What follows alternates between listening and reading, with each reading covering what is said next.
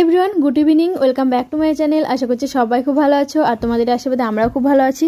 তো বন্ধুরা, এখন বাজে সন্ধ্যে 6টা। আছে ব্লগ টাইমে এখন থেকে স্টার্ট করলাম। সারাদিন এত পরিমাণে ল্যাদ খেয়েছি না যে ব্লগ করব সেই ইচ্ছে পর্যন্ত হয়নি, শুধু সারাদিন বিছানায় গড়াগড়ি খেয়েছি। তো এখন সন্ধ্যা হয়ে গেছে আর বাবা এইমাত্র কাজ থেকে এলো আর বাবা প্রচুর খাবার দাবার এনেছে। এই যে দেখো, এখানে আছে 2টো ব্রেড পকোড়া, 3টে মাংসের চপ। এখানে এলে আমার খাওয়া দাওয়া এত পরিমাণে হয় না কি বলবো, পুরো জমে যায়। বাবা আনে, ঠাকুমা এনে দেয়, মা আনে, তারপর বুনুরা এনে দেয়। মানে এখানে এলে মনে হয় আমি প্রত্যেকবারই কিছু না কিছু ওজন ওয়েট বেশি করেই যায়। হাফ থেকে 1 কেজি তো বেড়েই যায়। এদিকে মায়ের হাতে রান্না, মানে অতদিন পর রান্না খায়। আমার একা হাতে রান্না খেয়ে খেয়ে না আর ভালো লাগে না। তো একটু ডিফারেন্ট কিছু খেলে ভাতও মানে একটু বেশি খাই বাড়ির থেকে। আবার এই আজে বাজে খাবারগুলোও খাওয়া হয়। তো ব্রেড পকোড়াটা না বেশ সুন্দর ছিল, কিন্তু এই যে মাংসের চপটা একদমই ভালো না আর প্রচণ্ড ঝাল হয়েছে। তো যেহেতু এনেছে সেই জন্য খেতেই হবে, ফেলে তো আর দেওয়া যাবে না। মানে এতদিন মাংসের চপ খেয়েছি, এত বাজে আর এত ঝাল কোনোদিন খাইনি। প্রচণ্ড ঝাল হয়েছে। আর দেখো, একটা মাংস, ছোট্ট একটু মাংস, মাটন পিস, তো ওটাই খাওয়া হচ্ছে। এদিকে বাবাও খেয়েছে আর মেয়ের জন্য এনেছে হচ্ছে সন্দেশ। তো মেয়ে সন্দেশ খাচ্ছে, এদিকে আমরা পকোড়া তারপরে এটা খাচ্ছি। আর এত পরিমাণে ঝাল লেগেছে, আমার মুখের অবস্থা দেখেই তোমরা হয়তো বুঝতে পারছো, তবুও খাচ্ছি আর কি। আর এদিকে মা আবার মুড়ি মেখেছে। মানে এখানে এলে একটার পর একটা খেতেই থাকে। বাড়িতে তো সেরকম কিছুই খায় না, শুধু ভাত 3 বেলা, মুড়ি টুড়িও খাওয়া হয় না। এখানে মানে মুখ চলতেই থাকে আমার 24টা ঘন্টা, যেহেতু কাজ বাজ নেই, তো শুয়ে শুয়ে সারাদিন শুধু খেয়েই যায়। মেয়েও খাচ্ছে এদিকে মুড়ি, চানাচুর দিয়ে মুড়ি মেখেছে। আর আজকে হচ্ছে কাকাদের বাড়ির নিমন্ত্রণ আছে, তোমাদেরকে বলা হয়নি, বুনুর হচ্ছে বার্থডে, তো ওই জন্য যাবো। তো এখন রাতের 8টা বেজে গেছে। বুনু তো ওইদিকে ফোনের উপর ফোন করতে আছে, কখন আসবে। আমি বললাম এই তো যাবো, মেয়েকে খাইয়ে দেয় নিয়ে তারপরেই যাচ্ছি। তো এই যে মা এখন ঘরের দরজা টরজাগুলো মানে তালা দিয়ে দেবে। আর ওই দিক থেকে হাজবেন্ডও আসবে, ও দোকান টোকান বন্ধ করে আসবে। আর বাবা ওই সাইডেই আছে, মানে ওইদিকেই আড্ডা দিচ্ছে কাকাদের ওইদিকে, তো সেই জন্য তালা দিয়ে যাওয়া হচ্ছে।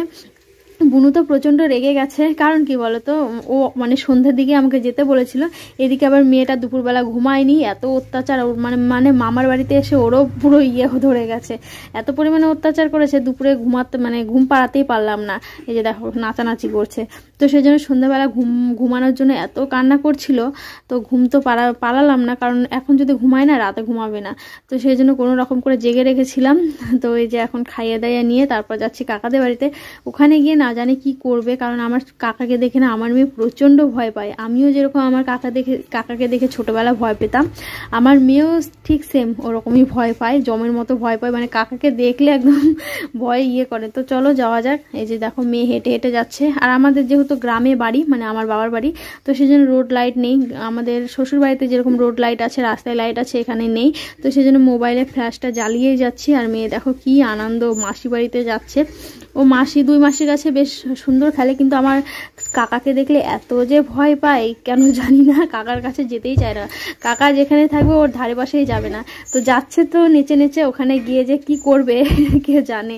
তো চলো যাওয়া যাক। ওদিকে হাজব্যান্ডকে ফোন করেছিলাম, ও দোকান বন্ধ করছে, হয়তো একটু পরেই চলে আসবে, কারণ আমাদের দোকান থেকে বাড়ি খুব একটা দূরে না। তো চলে এসে দেখি এদিকে রান্না বান্না হয়ে গেছে। আর এই হচ্ছে আমাদের বার্থডে গার্ল, খুব সুন্দর লাগছে দেখতে। ড্রেসটা ওর মা দিয়েছে ওকে। তো এই যে ঘর ভর্তি ওর বন্ধু বান্ধবীরা সব এসেছে, এখনো কেক কাটা হয়নি, কেক কাটা হবে। আমাদের 3 ভাই বোনের কি বলতো, আমার ভাইয়ের আর আমার এই বুনু মানে জয়ীর 3 জনের পরপর বার্থডে। আমার পৌষের 1 তারিখ, বুনুর 3 তারিখে, আর আমার ভাইয়ের 7 তারিখে, মানে পরপর একদম বার্থডে। এদিকে হাজবেন্ডও চলে এসেছে, আর বাবাকে পেয়ে মেয়ে একদম চলে গেছে কোলে। তার মধ্যে কাকা আছে বাড়িতে, একটু ভয় পাচ্ছে, তো বাবাকে সেই দুঃখটা জানাচ্ছে। এখন কেক কাটা হবে।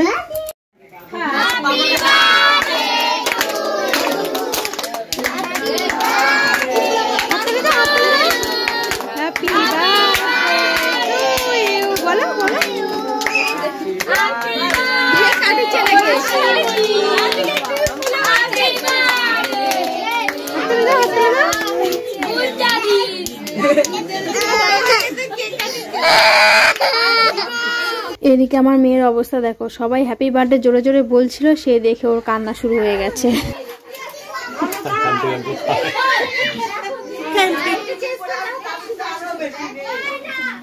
চোখখানা গেল, জল শেষ।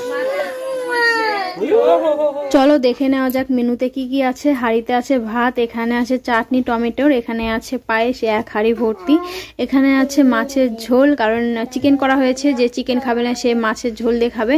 এখানে আছে বাঁধাকপির ঘন্ট মাছের মাথা দিয়ে, এখানে আছে চিকেন, দেখো একদম লাল লাল ঝোল সেই সুন্দর, আর এই যে 2 প্যাকেট পাঁপড় ভাজা, আর এখানে আছে ডাল। তো এই হচ্ছে আজকের মেনু, খাওয়া দাওয়া পুরো জমে যাবে। আর এইদিকে ওর মানে ওর বন্ধু বান্ধবীরা সবাই বসে গেছে, কারণ সব বাচ্চা কাচ্চা তো বাড়িতে যাবে, তো ওদেরকে আগে দেওয়া হচ্ছে, আমরা পরে বসবো, যেহেতু এত কিছু খেয়েছি সন্ধ্যেবেলা না, আমার একদমই খিদে নেই। তো এই যে হাজব্যান্ডও বসে পড়েছে, আমি মেয়েকে নিয়ে আছি, আর মেয়েকে তো খাওয়ানোর কোনো প্রশ্নই নেই, কারণ ওকে খাইয়ে দাইয়ে নিয়ে এসেছি, কোনো ঝামেলা নেই।